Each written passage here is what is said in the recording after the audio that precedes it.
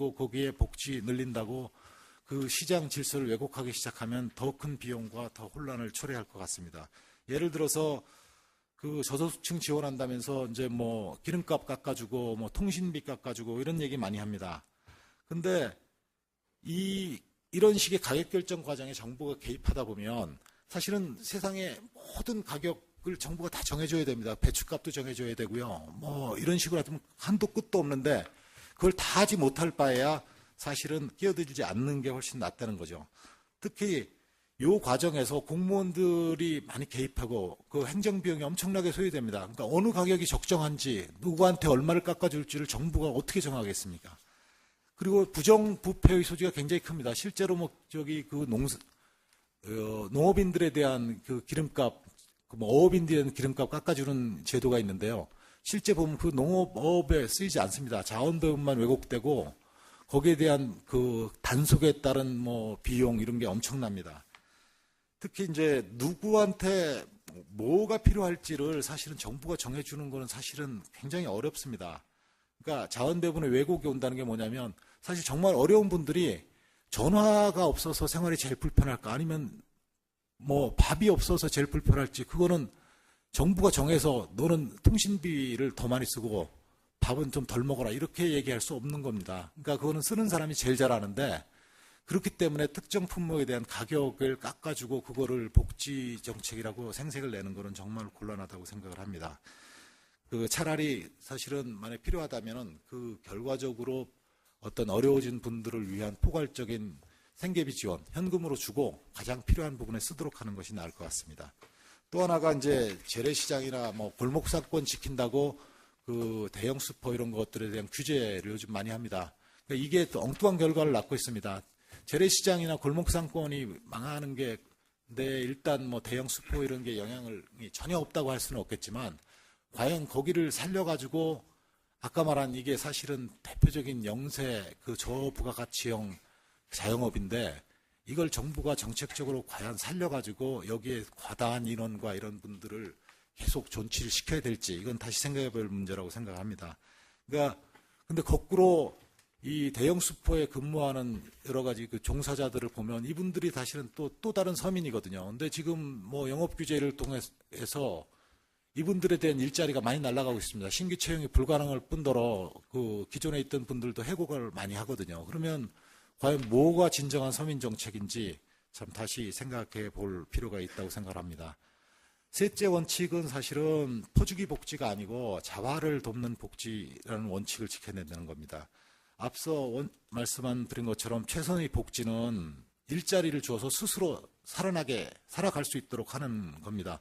근데 이제 문제는 일할 능력이 없는 분들이 있습니다. 뭐 고령이기도 하고 뭐 장애가 있거나 아니면은 뭐 그 여러 가지 이유로 근로 능력 자체를 상실한 분들인데 이분들에 대한 기초적인 보장과 어떤 공공부조는 꼭 필요합니다. 이건 우리가 문명 사회로서 선진국으로 가기에 꼭 필요한 제도입니다. 그러니까 이분들에 대한 이 공공부조나 그 최저 생활을 보장하는 복지는 반드시 필요하지만 사실은 복지 근간은 사실은 그 경계선에 있는 분들이 스스로 일어날 수 있도록 정부가 크게 도와주는 쪽을 목표로 삼는 것이 그 복지정책의 주가 되어야 된다고 생각을 합니다. 그런 점에서 아까 현 원장님이 언급하신 근로무능력자 중심의 기초보장제도의 전환이랄지 또는 그 언저리에 있는 분들의 일자리를 확충하기 위한 고용센터나 근로장려세제, 근로장려세제가 참 좋은 세제입니다. 일하는 분들한테 인센티브를 더 줘가지고 그 다음 단계로 나갈 수 있도록 하는 건데 요즘 보면은 사실은 1인 생계 가족들의 이 대상에서 빠져 있는데요. 여기 뭐 젊은 분들 많이 계시지만은 일할 능력도 있고 일할 의사도 있는데 어떤 그 세제 혜택 이런 데서 빠져가지고 사실은 이런 데서 이 의욕이 꺾이거나 하는 일들은 좀 없었으면 좋겠습니다. 나머지 또 하나 좀 언급을 했지만 요거는 뭐 나중에 김광수 원장이나 뭐 다른 분들이 언급할 것 같아서 생략하도록 하겠습니다. 하우스 푸어 문제인데요.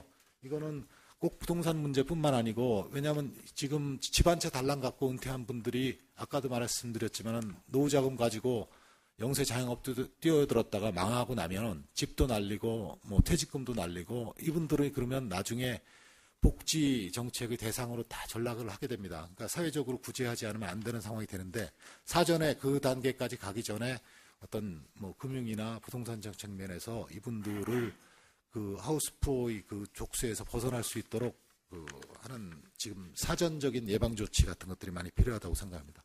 예, 고맙습니다. 예, 김정수 위원님 고맙습니다.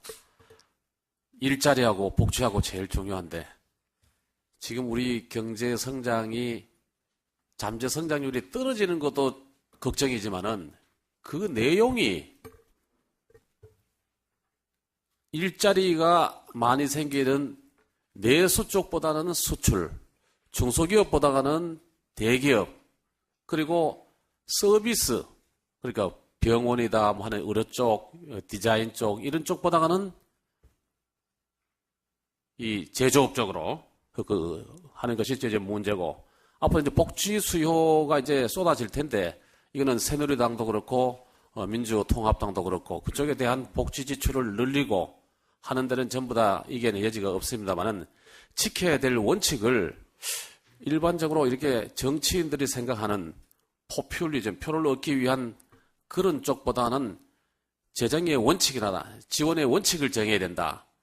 그래서 공짜 점심 없듯이 공짜 복지 없기 때문에 부담 능력, 돈 생각해야 된다.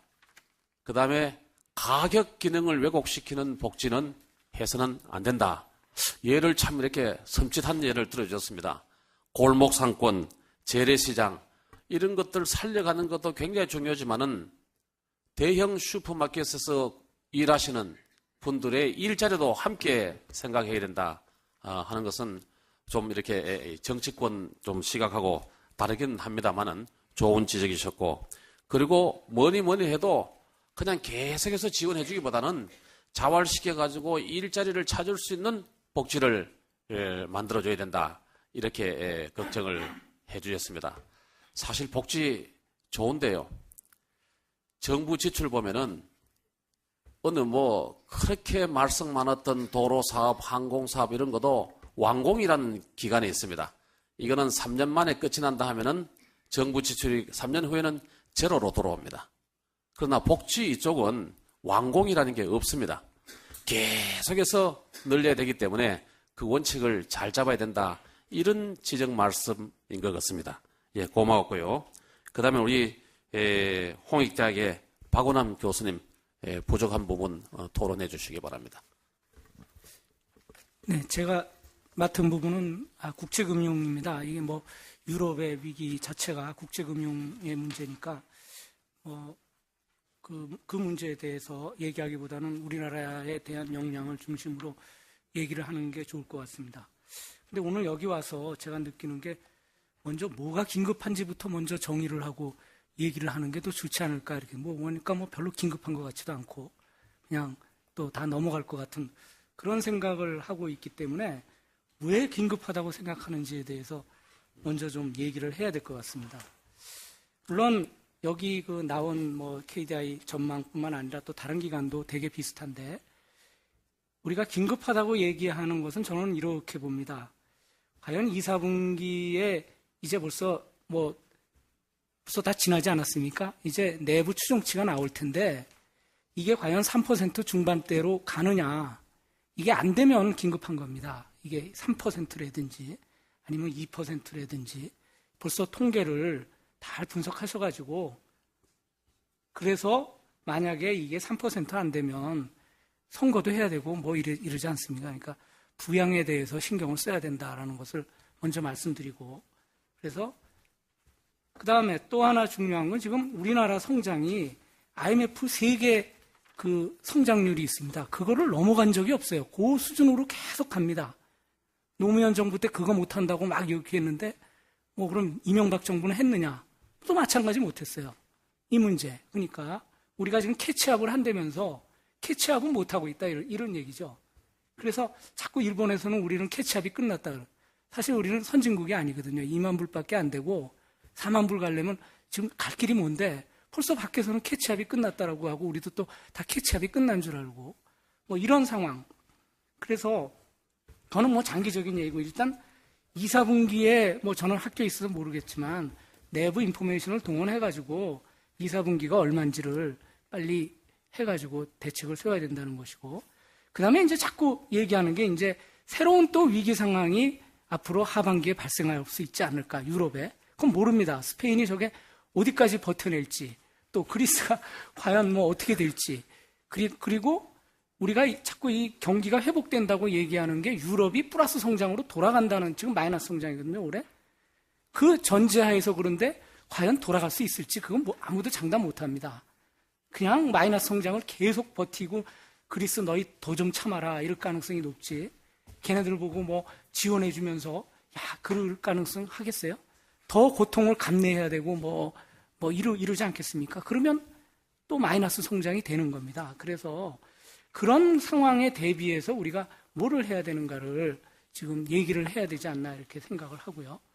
우선 이 유럽의 문제는 넓게 봐서 이게 국제통화제도의 문제입니다. 우리가 위기 발생하고 나서 이걸 성공적으로 타개했다 그러는 게 결국은 G20를 해서 경기부양 정책을 한 거거든요. 그 다음에 하면서 뭘 많이 걱정했냐면 이것 때문에 인플레가 돼가지고 엑시 스트래티지 이거 빨리 빼야 된다. 근데 인플레는커녕 불황이 닥쳤습니다. 인플레 없었어요. 우리도 지금 인플레가 생겼다면은 중국이 원자재를 많이 써서 인플레가 생겼지 생각한 거하고 달랐습니다. 결국은 뭐가 발목을 잡았냐 하면 국제통화제도가 발목을 잡은 거거든요. 국제통화제도는 다름이 아니고 유로존 문제입니다. 대공황 때도 마찬가지였어요. 근본위 제도가 발목을 잡았습니다. 그러면서 질질 끌고 가고 역사가 다른 게 아닙니다. 근본위 제도를 그래서 그렇게 경기 부양의 문제 이런 거보다